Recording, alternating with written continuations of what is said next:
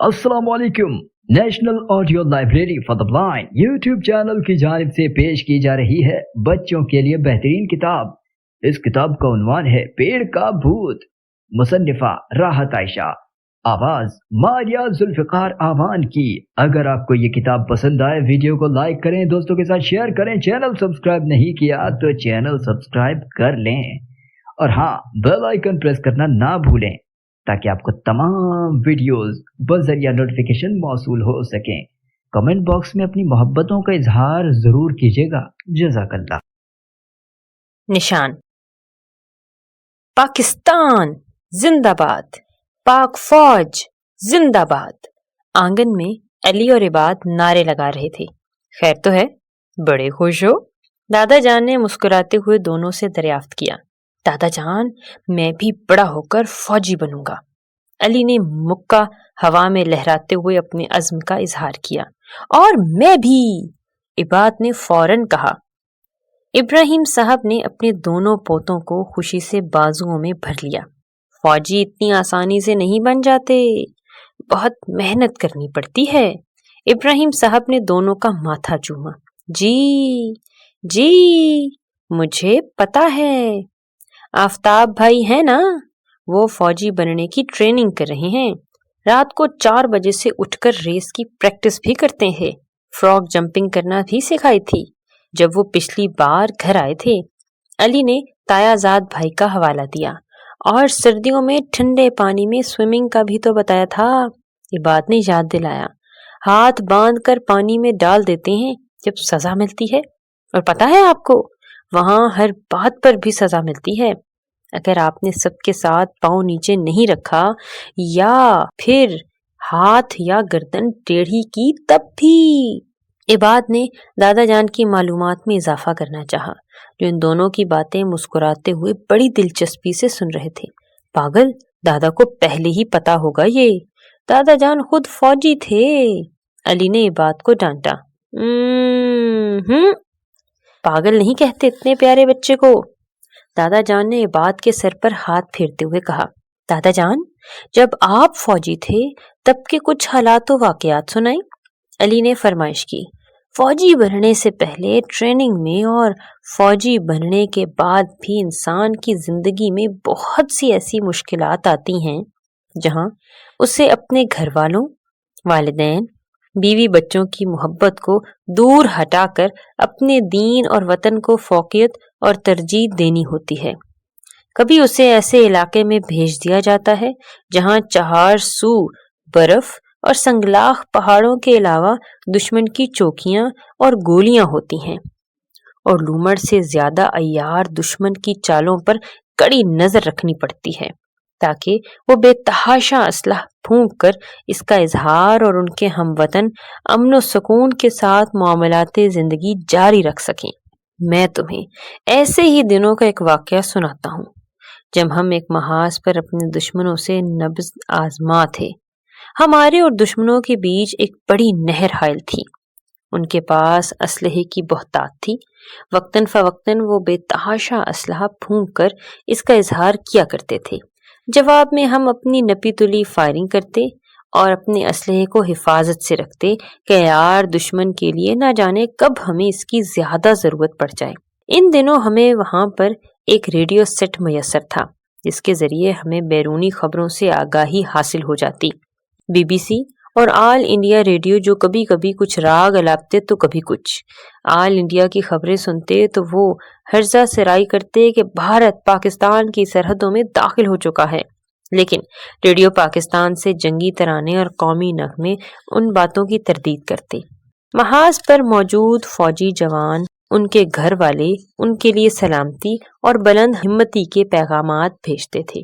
महाज पर हमारा ये हाल था कि सबकी भूख, प्यास और नींदें उड़ चुकी थीं। हम सब ये अज़्म किए चुके थे कि जान पर खेल जाएंगे, लेकिन दुश्मन को अपने नापाक कदम इस पाक सरजमीन में ना रखने देंगे। तब हमने एक मंसूबा बनाया। दुश्मन को मार डालो इससे पहले कि वो तुम्हें मार डाले। हमारे दुश्मन के दरमियान हायल नहर को अबूर किया जाए, यही सोचा हमने, और पेशकदमी करके दुश्मन के मोर्चों पर हमला किया जाए। और ये अज़्म था। رات کی تاریکی میں اپنے آپ کو مکمل کیموفلاج کیے 4 جوان روانہ ہوئے۔ دستی بم اور دیگر ہتھیار بھی چمڑے کی تھیلی میں رکھ کر انہوں نے اپنے جسموں سے باندھ لیے۔ جانے سے پہلے ہم سب ان سے گلے ملے۔ وہ 4 جوان شہادت کے سفر پر روانہ ہو رہے تھے اور وہاں موجود ہر شخص کی خواہش یہ تھی کہ یہ سعادت اس کے حصے میں آئے۔ اندھیرے کے راہی اندھی نہر میں خاموشی سے اتر گئے اور وہاں موجود ہر شخص ان کی سلامتی کے لیے دعا گو تھا۔ تقریباً پونے گھنٹے بعد ایک دھماکے کی آواز آئی اور اس کے بعد لگاتار دھماکے کے بعد دھماکہ ہوتا چلا گیا۔ پاکستانی چوکی پر موجود ہر سپاہی ان کے لیے دعا گو تھا۔ اب عین میدان جنگ کی وپتا سنو۔ 2 فوجیوں کو دشمن کے اسلحہ ڈپو تک پہنچنا تھا، جبکہ 2 فوجی جوان انہیں کور دے رہے تھے کہ ان کے راستے میں آنے والی ہر رکاوٹ کو دور کر سکیں یا ہٹا سکیں۔ رات کے اس پہر دشمن کے سارے فوجی مست پڑے تھے۔ رات شاید وہ شراب اور ناچ گانے سے اپنا دل بہلا رہے تھے۔ تھک تھک کرتا دل لیے وہ اللہ کا نام لیے ورد کرتے ہوئے جا رہے تھے۔ آخر 2 جوان ایک جگہ رکے اور 2 جوان مزید آگے دشمن کے اسلحہ ڈپو کی طرف بڑھ گئے۔ ہالٹ! اچانک ایک تیز آواز نے انہیں مڑنے پر مجبور کر دیا۔ دشمن کی چوکی کا ایک سپاہی ہوشیار تھا جو نیم اندھیرے میں آنکھیں پھاڑ پھاڑ کر انہیں پہچاننے کی کوشش کر رہا تھا۔ کون ہو؟ اس کا آدھا جملہ اس کے منہ میں ہی رہ گیا اور وہ آہ کی آواز نکالتا زمین بوس ہو گیا۔ جس جوان نے اس کا جملہ مکمل ہونے سے پہلے اس کی طرف خنجر اچھالا تھا، جو اس کے عین دل کے مقام پر پیوست ہو چکا تھا، اس سپاہی نے اسے زمین پر گرنے سے پہلے آ لیا، روکا اور اپنا خنجر اس کے ناپاک وجود سے واپس نکال لیا۔ لیکن مرنے والے چوکی کے پہرہ دار کی ہالٹ کی آواز سے دوسرے سپاہیوں کو چوکنا کر دیا۔ لمحوں کی بات تھی، ادھر قدموں کی بھاری آوازیں گونجی اور ادھر تیز کان پھاڑ دینے والے دھماکوں کا آغاز ہوا۔ وہ دونوں سپاہی اپنی جان ہتھیلی پر رکھے باہر کی جانب لپکے۔ اب وہ اپنے راستے میں آنے والے دشمن کی سپاہیوں کو بے دریغ اپنی گولیوں کا نشانہ بنا رہے تھے۔ تب ہمارے ایک سپاہی نے اپنے دوسرے جانباز کو زمین پر گرتے دیکھا اور دوسرے لمحے دشمن کے سپاہیوں نے اس گرتے مجاہد پر اپنی بندوق کا برسٹ فائر کر دیا۔ اسی آن اسے بھی یوں محسوس ہوا جیسے کوئی تیز انگارہ اس کے بازو میں آ گھسا ہو۔ اس نے ہاتھ دبا کر اپنی پوری رفتار سے دوڑ لگا دی۔ ایسے میں ایک نہر ہی اس کی غمگسار ہو سکتی تھی جو اسے اپنے اندر چھپا لیتی۔ گولیوں کی بوچھاڑ اس کے پاؤں کو چھوتی ہوئی گزری اور اس نے نہر میں چھلانگ لگا دی۔ اس وقت اس کے لیے تیرنا اتنا مشکل نہ تھا کیونکہ پانی کا رخ پاک سرزمین کی جانب ہی تھا۔ 2 ساتھیوں کی شہادت یقینی تھی اور تیسرے کو اپنی آنکھوں سے دیکھ کر آ رہا تھا۔ گہرے پانی میں تیرتے ہوئے جب اسے یقین ہو گیا کہ وہ دشمن کے نرغے سے نکل آیا ہے، تب اس نے ذرا سا سر باہر نکالا اور اپنے علاقے سے بھی مزید آگے نکل چکا تھا۔ نہر سے باہر نکل کر وہ ایک درخت کے نیچے لیٹا اور ارد گرد سے غافل ہو گیا۔ گاؤں والوں نے اس کی کچھ تیمارداری کی اور اگلے دن وہ اپنی چوکی پر موجود اپنے سب ساتھیوں کو جنگ کے احوال سنا رہا تھا تو سب کے ہی آنسو بہہ رہے تھے۔ دادا جان نے علی اور عباد کی آنکھوں میں دیکھا تو وہ دونوں کی آنکھیں بھی پرنم تھیں۔